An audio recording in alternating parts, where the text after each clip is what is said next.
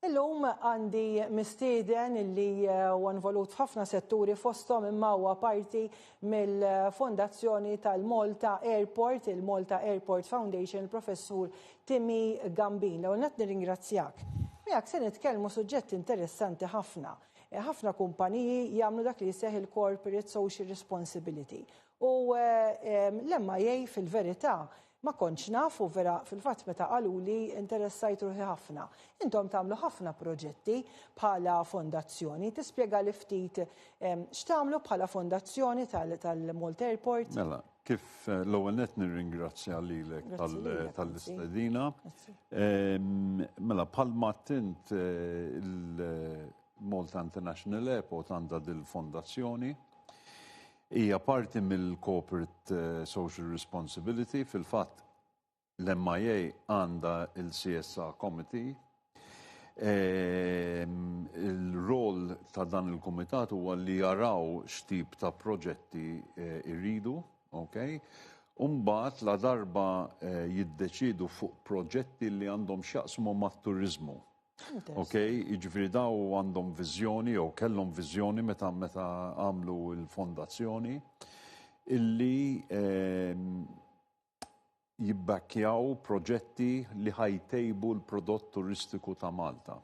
Ġifieri prodott kulturali, imma hemm rabta diretta bejn il-prodott kulturali u l-prodott turistiku. Interessanti. U matul is-snin għamiltu diversi proġetti, forsi issemmili uħud minnhom illi forsi l-pubbliku, l-poplu ma jafx li kontu intom li wettaqtuhom. Ngħidlek żewġ proġetti kbar illi saru fi-żmien bikri tal-fondazzjoni huma it-Torri Xtutu ta' Wied iż-Żurrieq. Din hija fidej din l-Art Ħelwa.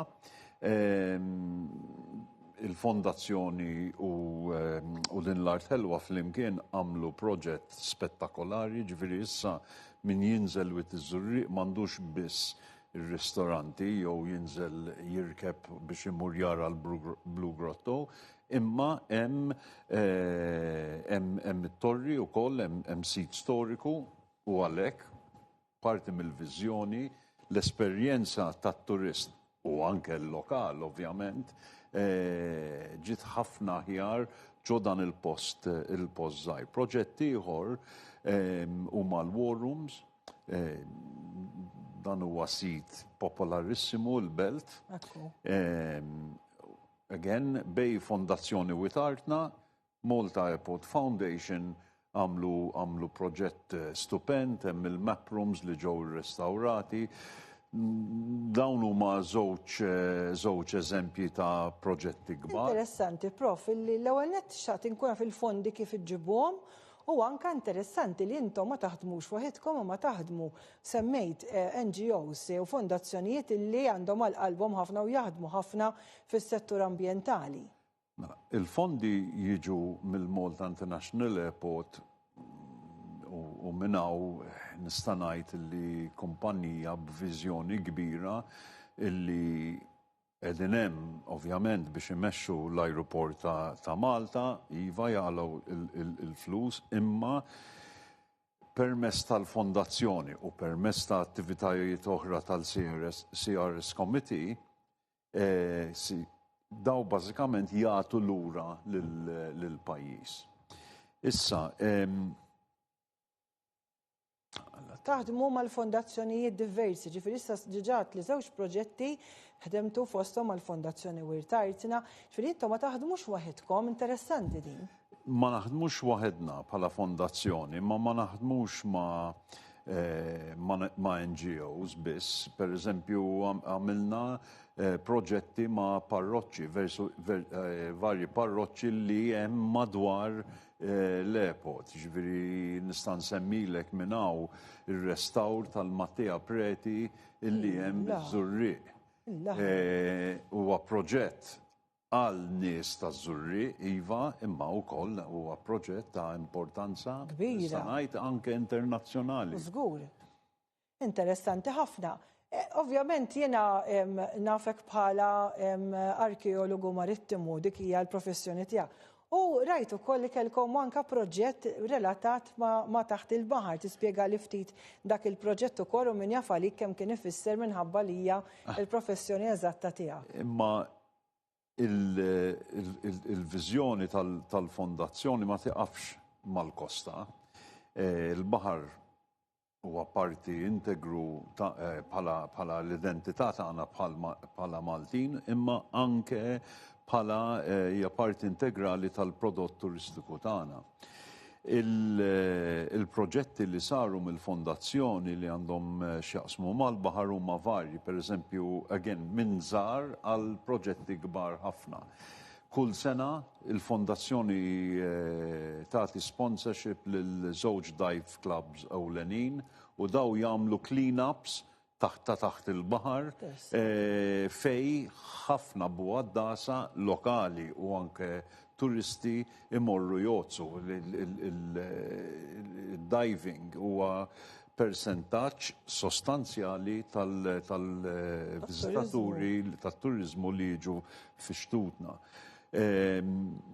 Sponsorizzajna Seabin, bażikament dasbin tal-baħar li jiġbor teknoloġija, il-Fondazzjoni Zibel, skużani ma. Il-Fondazzjoni Zibel hija interessanti ħafna, segwejt ix-xogħol kbir li tagħmel. Jagħmlu ħafna xogħol siwi.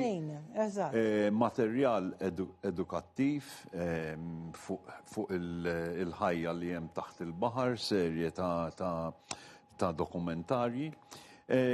Umbat, l-ikbar proġett li l-fondazzjoni sostenit hija il-park ta' taħt il-baħar li hemm barra l-bajja ta' Xlendi.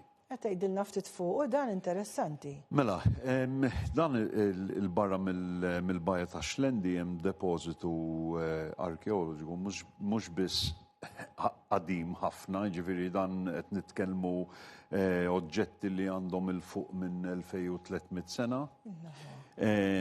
Depożitu li huwa importanti sija bħala kwalità imma anke bħala kwantità. Huwa siti uniku fil-Mediterran, kważi nista' ngħid fid-dinja kollha.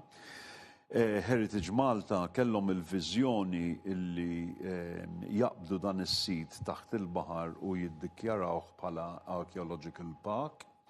U din hija xi ħaġa l-ewwel darba li sar Archaeological Park taħt il-baħar fil-fond. Aw Archaeological Parks fil-baxx, pereżempju 10 metri, 20 metru. Hawnhekk qed nitkellmu 110 metri. Allura l-sfidi li kellna, għax mod tajt għandna s-sosten tal-Malta Airport Foundation ħan niddikjaraw park u daqshekk, imma bil-support tal-Foundation Heritage Malta jagħmlu Shipwreck Festival kull sena fil-bajja ta' Xlendi. Ta' jumej, dis-sena ħassir f'Awwissu, u ħassir in conjunction mal-UNESCO.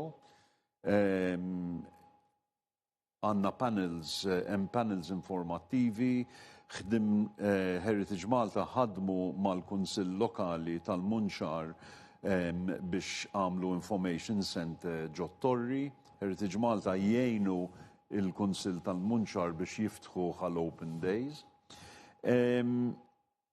Umbat hemm il-prodott digitali għal min ma jistax jozz għal min ma jistax imur ġottorri, għal min ma jistax jiġi għal Shipwreck Festival, hemm l-aċċess digitali u hemm program ta' Heritage Malta Dive into History 360 fej bil-VR headsets in-nies jistgħu jinżlu mingħajr ma jixxarbu 100 metru anke iżjed. Ara xi ġmiel, ħa nipprovadi ġġinata taratina fil-baħar u vera Nkellem lil sħabi ġo Heritage Malta, imma dawn huma proġetti li nista' ngħid isiru bil-viżjoni li għandhom l-MIA biex jimplementaw daw it-tipi ta' proġetti Umbat il-Malta Airport Foundation jieħdu il-proġett fidejhom, umbat minnem jiġru bih biex jaraw u li jisir kollox perfett. Professor, vera ħadd pjaċir immens nisimak titkellem illi qed nieħu gost illi tajna ftit viżabilità għal dan ix-xogħol tant interessanti li rrid ngħid illi intom qegħdin tagħmlu proġetti illi ġibu il-prodott turistiku iktar għani, iktar rich, iktar ġifieri dawn huma proġetti partikolari ħafna. Allura nirringrazzja lil Malta Airport Foundation u anka l-Aeroport Internazzjonali ta' Malta. Grazzi li tajtna toma ta' dan ix-xogħol li tagħmlu. Dak kien il-professur Timi Gambin mill-Malta Airport Foundation. Grazzi li segwejtuna.